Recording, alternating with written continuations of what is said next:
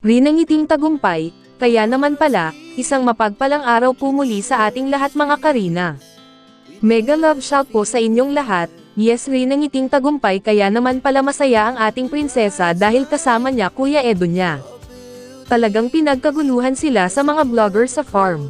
Rina, maayos na talaga, kausap, normal na kung sumagot dahil tinatanong kung namimiss niya ba ang Kuya Edo niya ay agad-agad na sumagot na opo, ay talagang miss niya Kuya Edo niya. At noong tinanong siya na kung ano ang pinaka-namiss niya kay Kuya Edo niya, ay ang mukha daw ni Kuya Edo niya. Bakit kaya yung mukha ni Kuya Edo niya ang pinaka-namimiss ng ating mahal na prinsesa? So mga Karina, abangan na lang po natin ang iba pang kabanata sa buhay ng ating mahal na prinsesa Rina Mimay. So guys, huwag sana nating pagsawa ang suportahan ang buong team ng Kalingap, lalo na ang ama ng Kalingap Kuya Val Santos Matubang, si Kalingap Rab, Ate Edna Vlog at si Ate Roda Mix Vlog, at pakitangkilik na din po ng aking munting channel at paki-like and share na din po sa video kong ito. Thank you so much guys, have a nice day and God bless us all. Hindi mo kami, napapaligo pa naman ako. Ay. Sa sunod na lang, imbita. Sa sunod na lang. Hindi ka nagpasok. Papapunta ka daw doon. Hindi ka nagpasok rin, may pasok pa rin ngayon. Ang release ba? Ano masasabi mo kay Kuya Edo? Ay, grabe. Grabe talaga. Yan ka na, no? 17. Birthday ka mag-train na. Natik.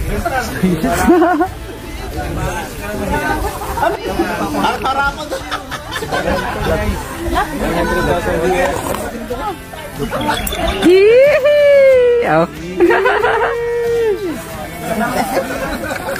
Tabi kayo, tabi.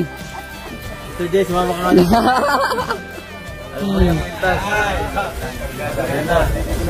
Karina, ano masasabi mo kay Kuya Edo?